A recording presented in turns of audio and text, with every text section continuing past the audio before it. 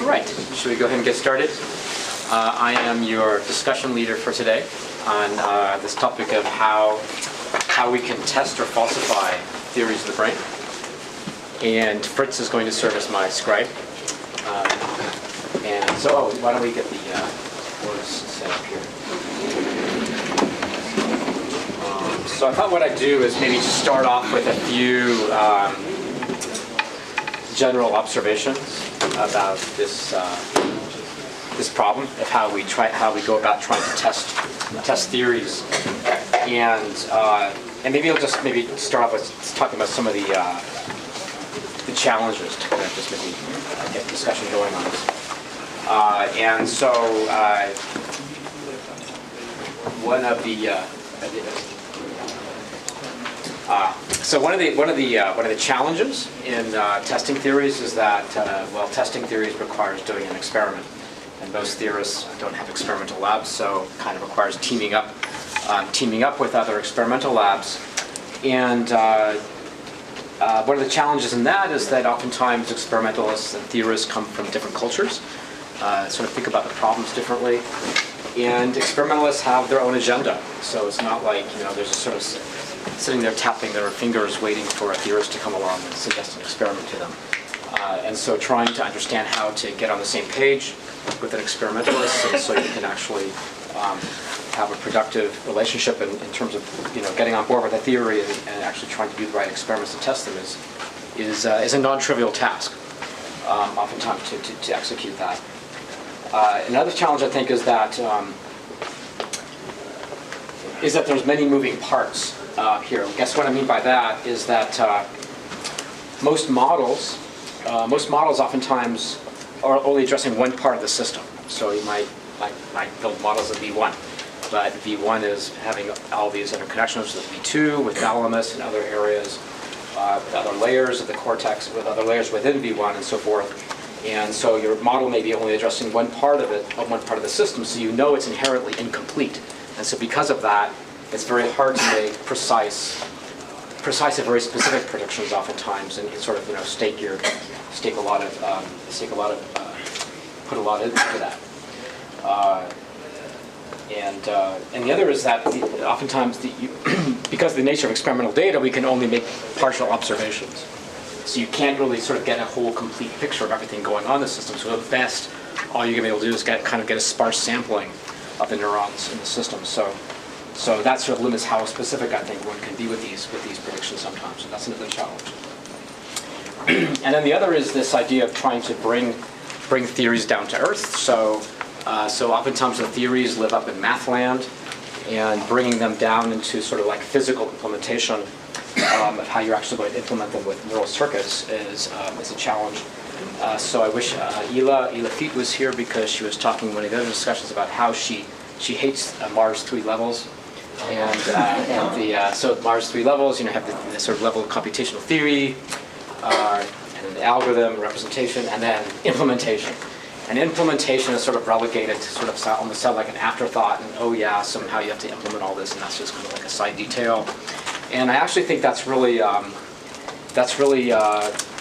fundamentally important issue that's often overlooked, just the process of doing any kind of physical realization of a system, whether you're building in electronics or you're trying to think about how neurons are doing in the brain. It's not just an afterthought. I think in my own experience, it really fundamentally affects the theory as well. And so I think that's an important part of sort of in trying to test these models and mapping it onto neural circuitry. Okay, so those are kind of just things I wanted to throw out. And I also want to mention a few opportunities out there for testing theories. And one is this neuroscience data sharing repository in neuroscience that Fritz Sommer has been instrumental in organizing and running. It's called crcns.org. So this is basically a repository where many different experimental labs have contributed their data for modelers to look at and test their theories on. And another atlas we were just talking about today, the database we were just talking about today, the Allen Brain Atlas, that has this Brain Observatory. And the Brain Observatory now has many of these data sets from the mouse online, where you can actually look at calcium imaging and so forth of large populations of neurons in response to many different kinds of stimuli.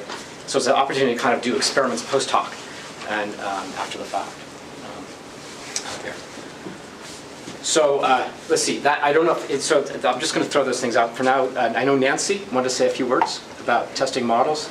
You want to do that now, maybe at the beginning? So we'll just kind of like maybe get that out there. So and then we'll open the floor so kind of people can think about things to throw out there for discussion. So yeah, so I thought of this yesterday. We were talking about benchmarks for different kinds of models.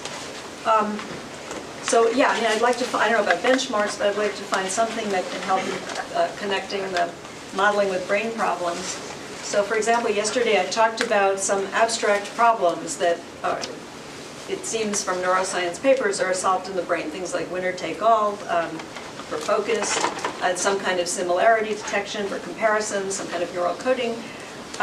So what I would ask is whether the neuroscientists would be able to come up with a small catalog of typical small problems that modeling people could study.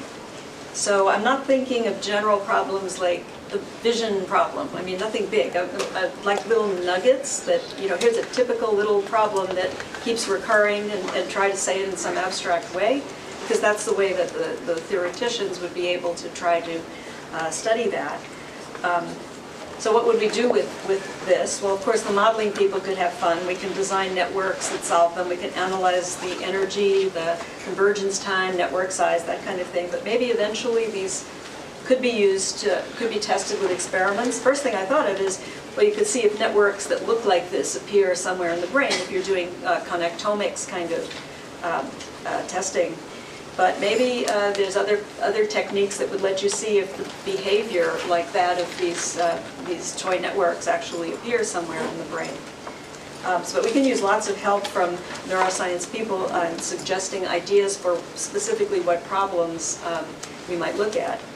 Other things, so instances where composition appears or doesn't appear, or levels of abstraction might appear. This would be nice to hear about. Mathematics, like what Bruno was talking about. So this is presented in terms of linear algebra, but that's kind of global. So how could we cast that? We'd like to study how you could cast that in terms of neuro-based local algorithms. So I think that's about it, just some ideas for making connections with the theories. Thanks. Anybody else has like general comments they want to Maybe share? one can see whether somebody has an answer to her challenge right now before she leaves the floor. Maybe somebody can suggest some problems. Because I don't have an answer at all, but it's just a question, I guess, for the group, is what are examples in which more complicated computations, like what an organism actually needs to do in solving a vision problem or whatever, actually are broken down into smaller primitives, perhaps as Nancy was discussing, that are actually performed at all locally in a microcircuit. I don't know, right? I mean, examples like maybe there's right, one of the stages of algorithms that you discussed, or somehow you're doing PCA on the inputs one stage downstream from the sensory system. But do we have examples where an actual microcircuit computation occurs locally anywhere in isolation? Central pattern generators? There you go. Good.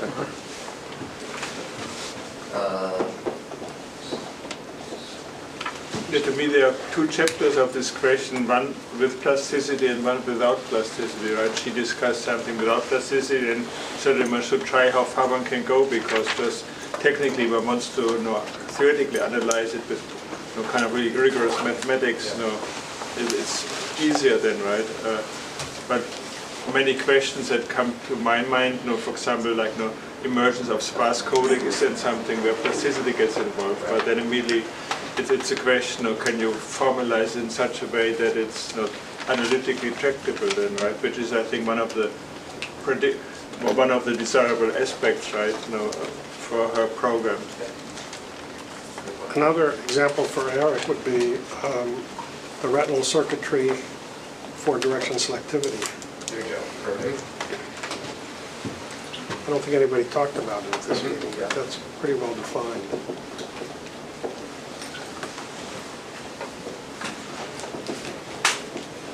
So you mean this old, there was this old circuits already, right? No, by, who was it? No, Breitenberg or so? No, so this types of? Oh yeah, the Breitenberg and Schutz canonical circuits. Is that what you're saying? Right, and this was it for direction selectivity? Oh, maybe I'm thinking this. There was some. No, that was Reichert- orientation Reichert. selectivity. So I think the model they described in this book is for orientation selectivity. Yeah, so there were some kind of nice circuits, right, which did something and had some biological grounding, right, but probably they were never analyzed, analytically, I think with such a rigor. Yeah.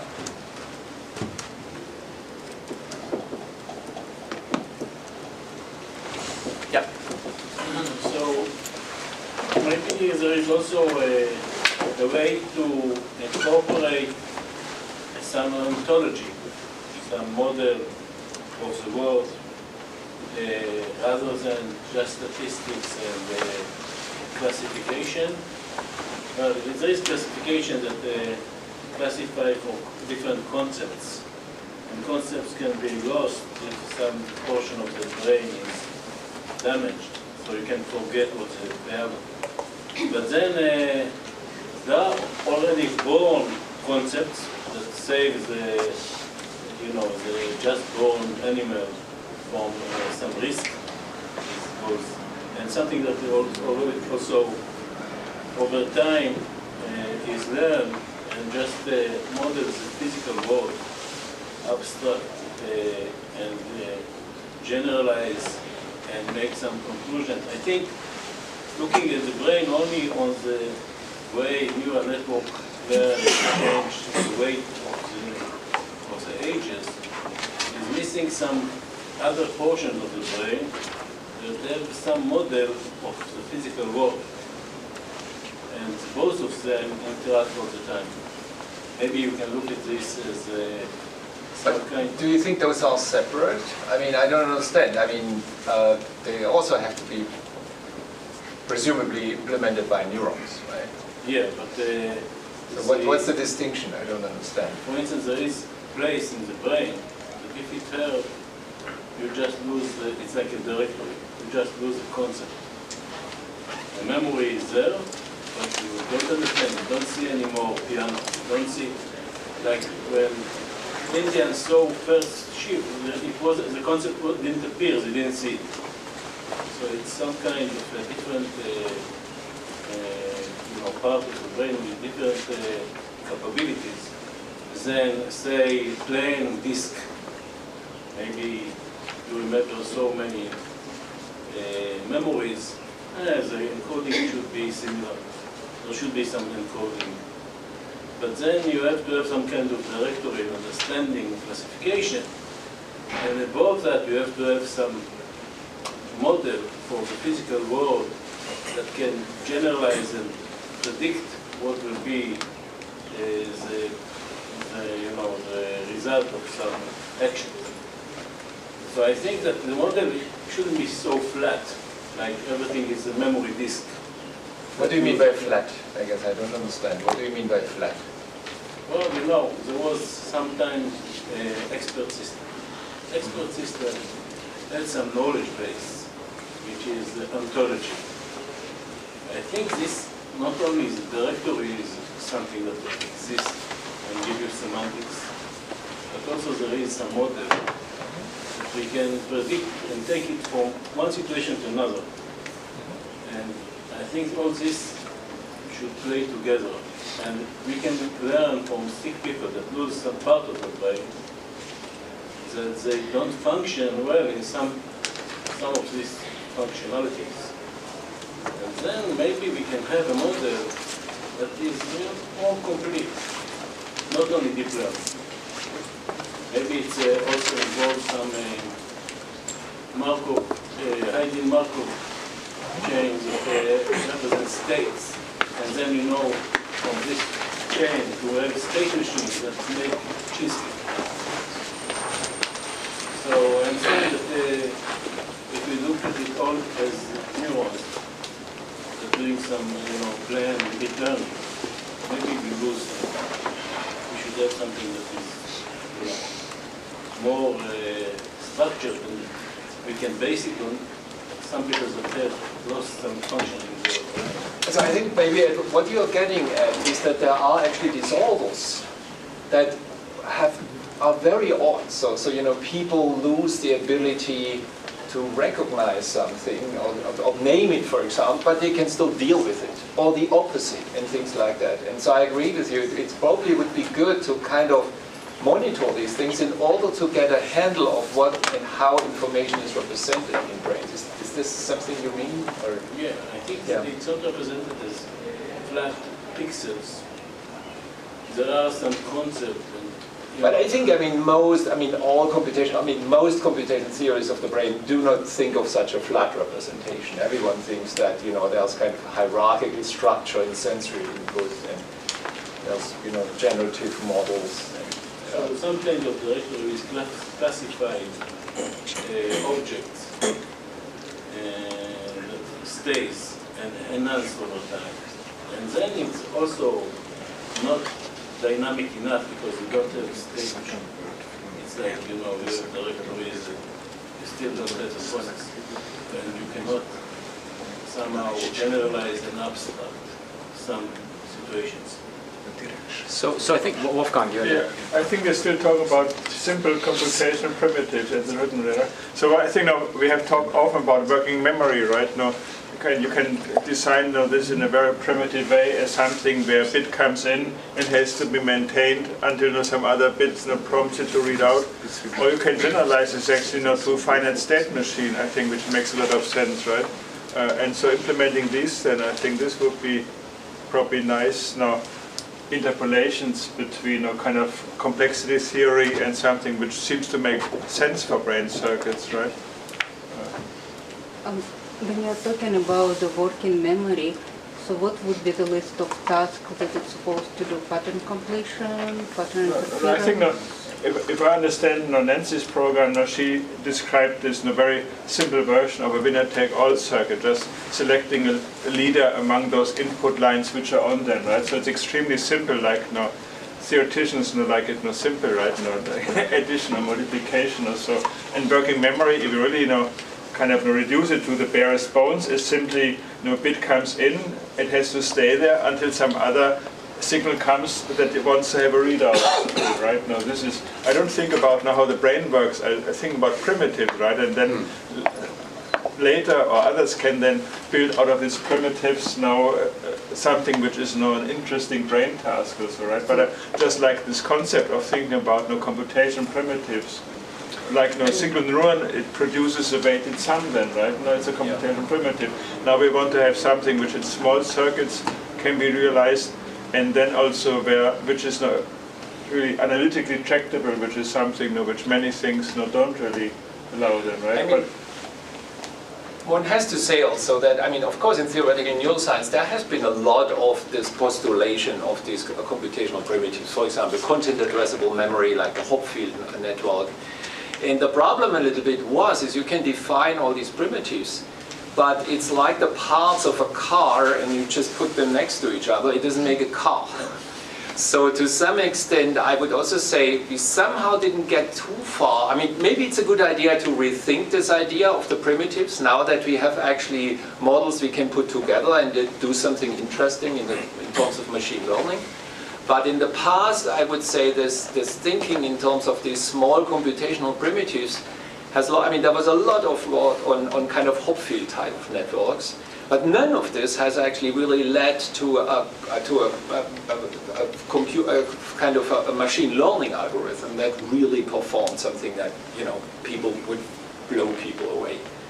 So there is something to be said against thinking in terms of. In other words, it's not clear if you can of course define all these computation primitives and you can analyze them, but it doesn't make a driving car. But I think also we probably have different ideas what a computation primitive is. Like I wouldn't even think of a Hopfield network idea as a computation primitive. It's a simple artificial neural network paradigm. I don't see this as something as a computation primitive. Like I think I more would something say- which analysis. If I look in computer science, I open a book on algorithm design, right? You have the addition, multiplication, sorting, also, right? We need this kind of basic computation task now for brain perspective. Then the question is whether this exists then. But I mean, if I think of a Hopfield network, it's like a content addressable memory. And then it is a primitive, right? So you can store... But then I think it becomes really more interesting because the Hopfield network comes together with really a coding assumption, how the input is encoded, how you want to read it out, right? If you kind of phrase it more as an input-output behavior, like input completion or so, right, or association or so, then I think it becomes more interesting then, right? And then one cannot say immediately whether it's going somewhere or not then, right? I wonder what different primitives people have in mind in this room for brain computation. Yeah, I think it would be very interesting and important to get an agreement on what an incentive analysis would include that's generic enough that it would have a good coverage. For example, for your computational models for reinforcement learning. So what could be backpropagate as a feedback? And in practical computer networks, right now there is a very strong trend in the blockchain world to handle smart contracts. And to me, the smart contract is kind of a practical instance of a reward validation. It just right now it's kind of black and white. Okay, if you meet it, then we deposit the money. If you don't meet it, then nothing happens. It's an atomic primitive. But as the blockchain applications are mushrooming all sorts of ideas in fuzzy applications, then it becomes more like a brain-like evaluation of the incentives and the criteria of acceptance. So if someone could come up with something that's simple but generic enough, and that could be the correctness of it could be validated and efficiently implemented, I think that could be useful for a lot of things in the coming years. You mean now in terms of a brain brain model? I'm sorry? You mean really in terms of a brain model to somehow apply this concept of blockchain? It seems to me I do see a strong similarity between the computational models with RL that were presented in the last 3 days here, and where blockchain is heading. And it's not a single direction. It's actually diverging from a very simplistic financial model into all sorts of it. That's why we have hundreds and thousands of cryptocurrencies right now, because it's not black and white anymore.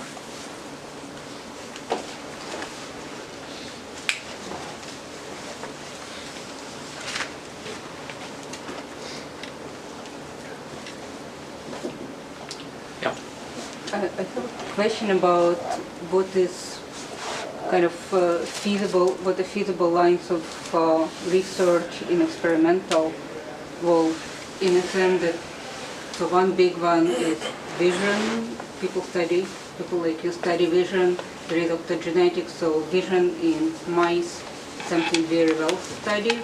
So theories that come up with explanation of what V1 does can probably be more testable than theories that come up with what other parts of the brain in other animals does. Would that be correct? So what is the general landscape there? Which things are easier to work with, harder to work with? I think this is coincidental. I mean, there's many other modalities of the brain, but people also models. I think we heard now a lot of vision models, and we thought in the last days a lot about vision, but it's certainly also in neuroscience a prominent modality, but I can't say that it's more apt to be modeled than other modalities. Thank you. So if somebody wants to suggest a model of, I don't know, decision-making about similarity, would that be as testable? What do you mean by similarity? I don't know, ability of some kind of spider to recognize similar versus dissimilar objects. Would that be as testable as something about vision? Why not? Okay.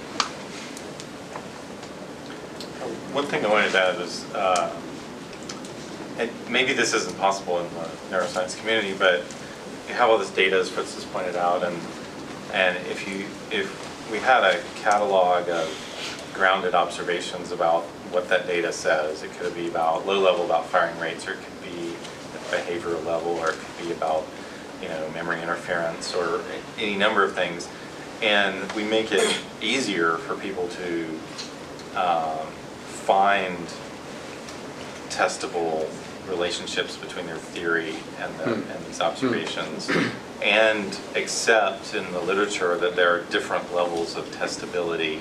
There is the quantitative, I've matched the data exactly and my spike trains look exactly like the real data, and then there's the, well, when I shut off stimulus, this thing goes up, and it also goes up in the real world, and that's a correlation with an observed effect. Whereas if it went down, if they were anti-correlated, that would be negative for the theory.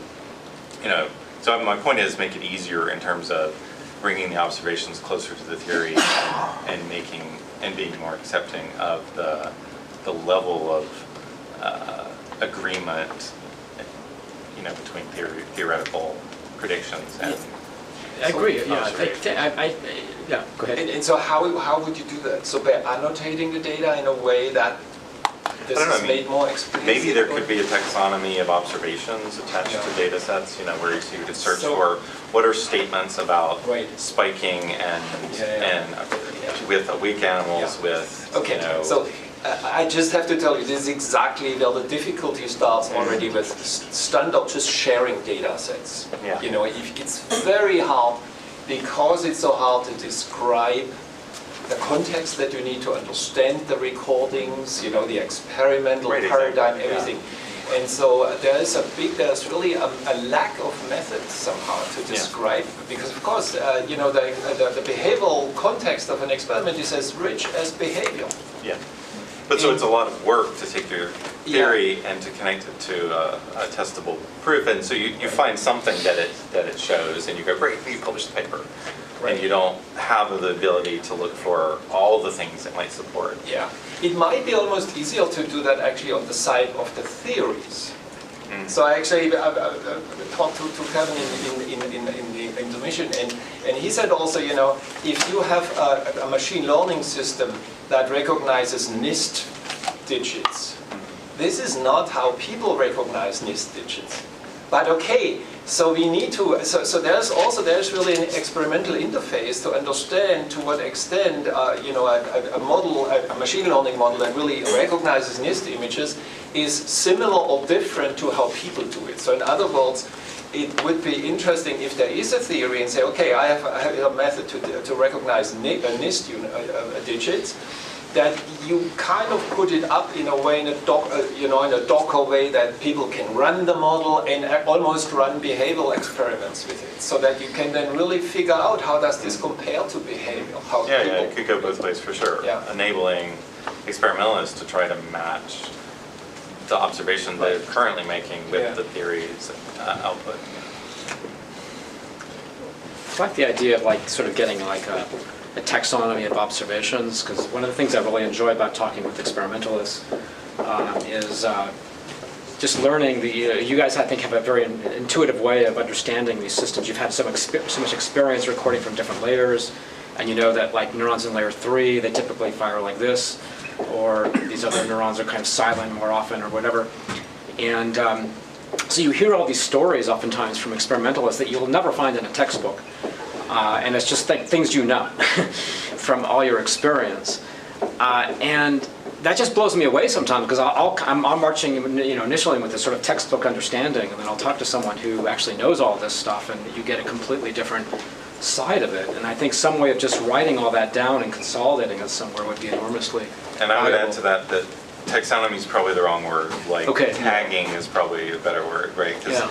taxonomy applies to this massive organization which no one will ever agree. Well, yeah. But tagging Just- is sort of like you put all the labels you want on things and you mine them.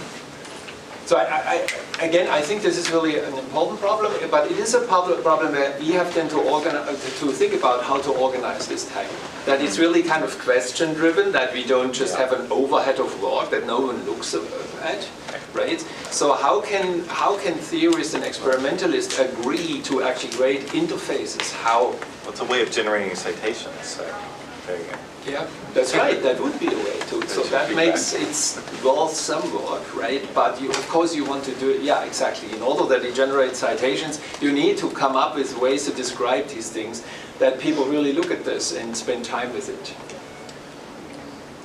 Speaking of this tagging, this guy, Bradley Wojtek, actually went and crawled through PubMed and created sort of an association graph between all these different tags. And he had this idea of automated hypothesis generation, sort of by like triangle completion. So here's like an example. If you have, let's say, serotonin tag is heavily associated with striatum, and serotonin tag is also heavily associated with migraines, then perhaps there's an association between those two, between striatum and migraines. And like, he has this diagram that shows like 5,000 citations between striatum and serotonin, and 3,000 between migraine and serotonin, but only 16 between the completion for the triangle. So, that could be a way to information generate is- an experiment. It's useful in other ways too.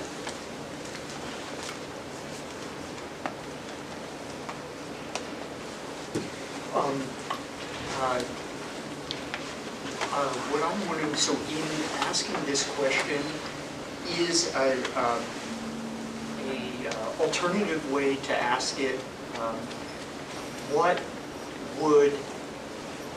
would people imagine to be productive ways for experimentalists and theorists to work together, and what kinds of institutional changes, what can be supported, what kinds of collaborations should be supported in order to promote the kinds of interactions between experimentalists and theorists that one might imagine, like Professor Olshausen is suggesting, if that the kind of interaction you're talking about, what kinds of changes within the community would promote that, and more generally, what kind of community do we imagine to be the most productive for future progress? So the only thing, one just from my angle, a few of the suggestions sound like here we've got theorists and experimentalists totally separable, so we're going to make the data free-floating.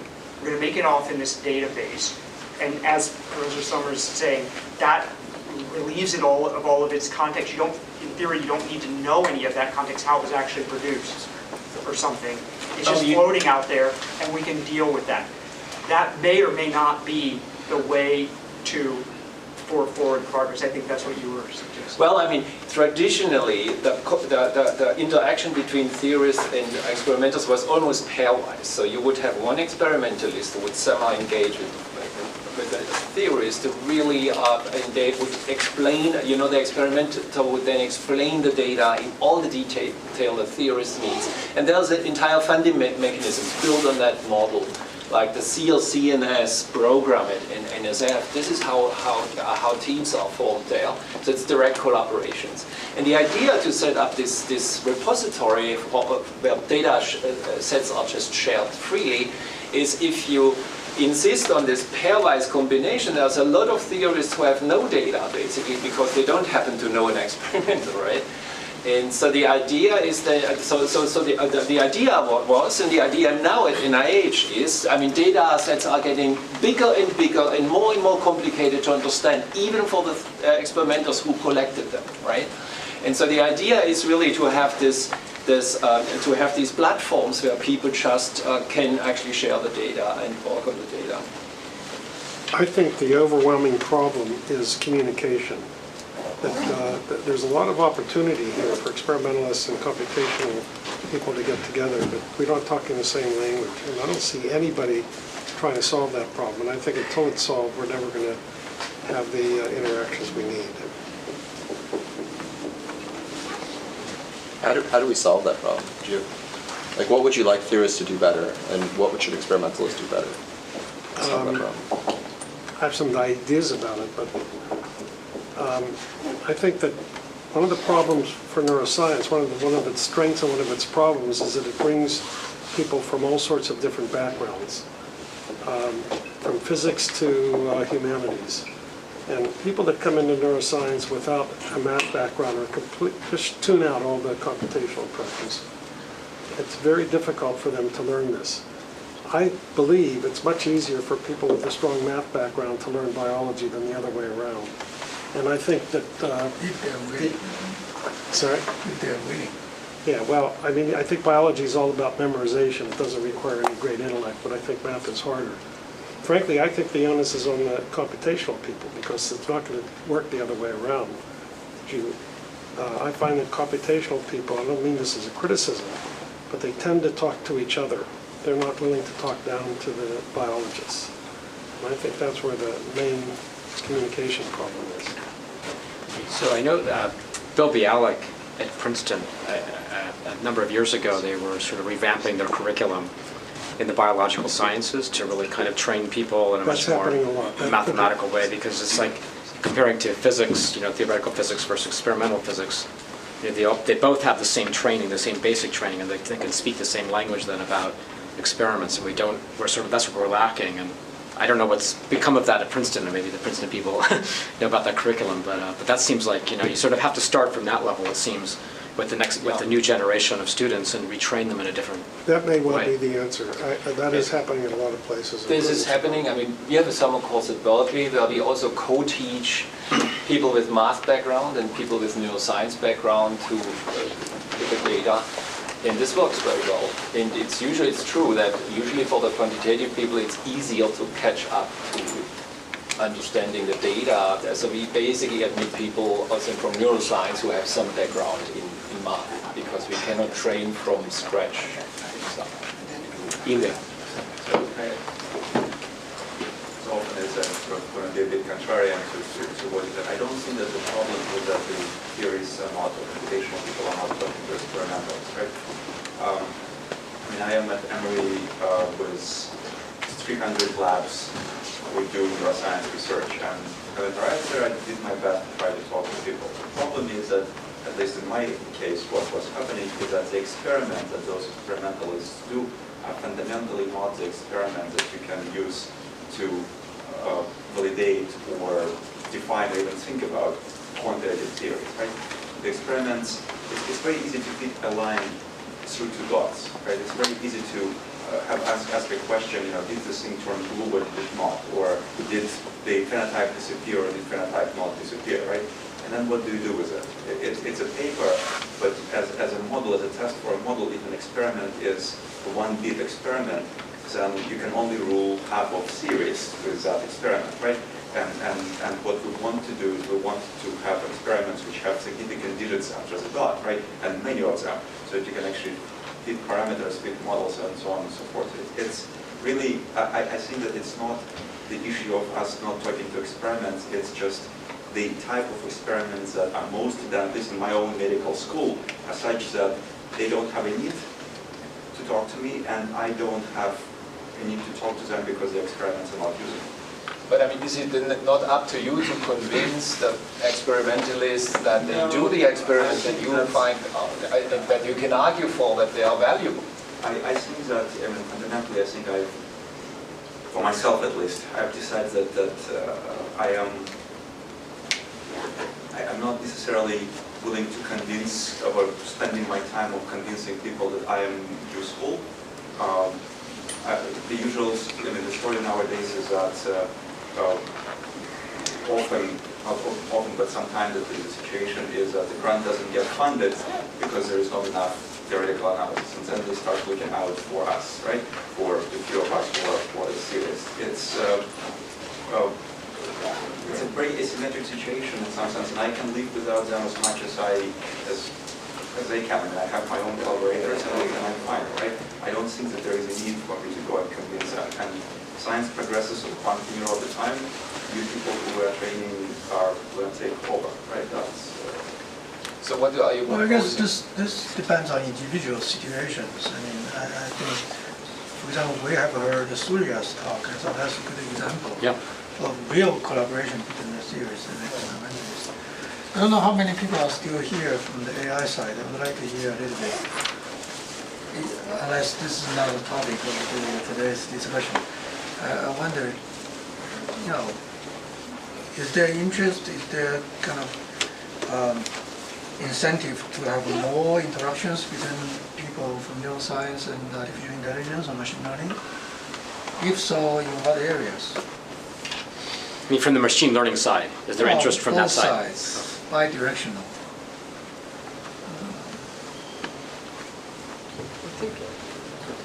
One thing I wanted to say is that I think it's related to the yesterday's discussion. It would be very hard to imagine having a good theoretical models of data if you don't have a framework. And it's hard to imagine to have a framework if I was thinking that, imagine 17th century and you're Newton, and imagine you have data, molecular data at that time. So without even having a framework, having a simple Newtonian mechanics, then I think physics we wouldn't have made much improvement if you had if you had a lot of data. I think I don't have a solution, but part of the problem I think is neuroscience. We have just data, just data at every scale, and it's just it's hard to tease through. It's also related to looking for simple computational primitives. For having simple computational primitives, we need perhaps to filter this experimental data in some sense. And I'm using the word filter with a quotation. I don't have a solution, but it would be, I'm curious what other people think about this. A framework. What kind of framework? Exactly. I mean, for having a framework, obviously the framework needs to match experiments, but you cannot have a framework if you want to analyze everything in the experiments. I mean, it evolves gradually. You have Newtonian mechanics, and based on that, you build quantum mechanics. It's just, it's a continuation. But you cannot just build quantum mechanics from the start. It's just impossible.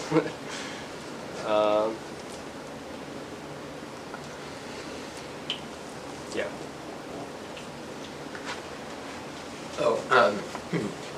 Well, yeah, so I'm on the AI side. I'm very much not a neuroscientist. But I don't know. One institution that struck me as one particular institutional setup that I think it struck me as having a lot of potential. Something that I could be helpful with. Right. So what would for example, from the AI side, what would it take for me for me to be useful and be more productive in working with experimentalists, right? Being able to scale up to more naturalistic tasks, right, and being able to interact more directly with experiments. So I have some friends who are at Princeton, right, and there are groups in Princeton. It's just one particular experimental setup that struck me as useful, right? So there's, for example, Ken Norman's lab at Princeton has this rat farm, right, which is a sort of like a big server farm with rats and shoeboxes with electrodes and shock floors and water bottles and levers and such, right? And there are other groups that have similar setups. Right? And I think there's also a lot of good work on the cognitive side, cognitive neuroscience side at Princeton, and you know, if you can build institutions around things like that, right, where, you know, someone like me can interact more directly with an experimental setup that admits experiments closer to, you know, the kinds of things that I could describe, or, you know. So do they have a, so can you interact with them? So you well, I guess, you know, what is missing, or what you know, what is there that you can actually really directly interact? Because I think it's a complicated communication problem. I think the neuroscientists also should communicate to you guys. Yeah. So one, yeah. So one, you know, for something like that to be, say, more fully formed as a sort of point of collaboration, right? Then it might be, you know, perhaps the experimentalist might, for example, you know, in addition to. So I don't think, for example, that it's possible to, say, provide like you know, rats in the cloud or something, right? There's no substitute for close and extended observation of animals, right? But at least for people at the same institution, right, providing like a you know, sort of a unified framework for interacting, you know, for you know, different people at the institution, right, to describe their models, right, and you know, reduce the sort of barrier to turning a model into an experiment, you know, through some combination of, you know, close communication and software to, you know, be as low as possible, right? So common representations for not just for data, but for, you know, experimental context, both through the, you know, the design of the experimental apparatus, right, its scale, so that it can support more theorists at once. Yeah. I mean, I should say there's also this idea of the concept of the brain observatory. So the idea is some of the experiments are getting very expensive and kind of heavy in terms of. So the idea is then really to set up an experimental sites where people can propose experiments similar to astronomers who propose to point a huge telescope somewhere. And that would also be a little bit that right. idea. Yeah. So something like that, right? So, you know, rather than trying to solve communication problems in the past or solve them globally, you know, build institutions where you can sort of start without. And you say really this physical co-localization is important. That cannot be all done over the. Well, or at least, you know, incentives for frequent collaboration and you know, where incentives are aligned, right? Where, you know, in particular, right, like you don't want to, you know, the experimentalists need to be funded and they need to be able to publish. Yeah. And so whatever institutions, you know, physically co-located or otherwise that enable that. I think maybe just yeah, to Neha. continue, I just have 30 seconds. Yeah. Just to continue on that, one nice thing at Princeton is that the theorists and the experimentalists, at least with the students, maybe even with the PIs, their office space is all shuffled. So everybody is in the same building, everyone is sharing an open office space, and so just sort of by living, you kind of end up talking to people, and that probably does its own work in breaking barriers. Yeah, I think that these institutional kind of arrangements are all very nice and supportive, but in the end, to make it work, one needs also, in some sense, really overriding ideas and goals. For example, now, as Demis Hassabis from Google DeepMind says, you know, they want to crack intelligence, right? And this is then an issue which kind of appeals to people from several disciplines. And so I personally I have a hard time pointing to positive results where one simply puts data together or puts people together without a mission or ideas. I think it has to be hypothesis-driven, goal-driven, idea-driven in the end. I think the other things are necessary, you know, as a logistic background, one has to facilitate this, but one needs to really think about these ideas and goals and group things around that. Yeah, so I think Princeton, again, is a good example to point to because there's a lot of the focus on the cognitive or computational side is on decision making in particular. Right? So rather than something super diffuse, right? There's decision making and memory, and the interactions of those two, working memory. Oh yeah. So maybe again, how many computational neuroscientists are there versus how many neuroscientists are there? Why? Maybe a better question to ask is why is there even a problem? There are so few of us, right? This is probably, I don't know, 20% of the, or I don't know, 10% of the world, right? Sitting in one room. while the number of neuroscientists in one medical school is 250, right, in every medical school. And so, shouldn't there be, why is there not a different situation where there's too many neuroscientists, too much data for each one of us? I don't know the answer I'm asking. Well, traditionally, the experimentalists didn't need the theorists. I mean, it's a very recent thing that the data is getting so complicated. So it's a change, and I think we all have to think, okay, what would be a good outcome now of this change? And I think it's an opportunity for us, because there's now really data where they need quantitatively trained people. So I think it's kind of, there is but I definitely feel over the last 10 years or so, there is right now really a shift happening. That even at NIH, they have programs asking for theory frameworks. This has not happened 10 years ago. So I think it's just an opportunity also for us, and I think for everyone, to redefine a little bit how neuroscience is done. Well, if you think of it this way, there's 40,000 Qualcomm employees in San Diego, and there's God knows how many Intel employees in Hillsborough. They're essentially computational neuroscientists, because von Neumann architecture was inspired by McCullough and Pitts and the understanding of the brain 70 years ago. So they are effectively computational neuroscientists. They just don't call themselves that. Qualcomm? Huh? At Qualcomm? At Qualcomm and Intel and everyone, and ARM and... Are you sure? Not really.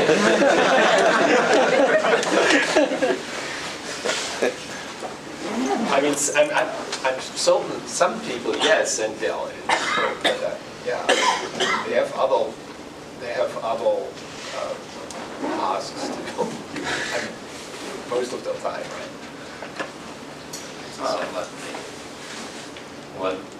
What comes out is the sort of something vaguely neuromorphic that sits in here and allows me to do my thing, right?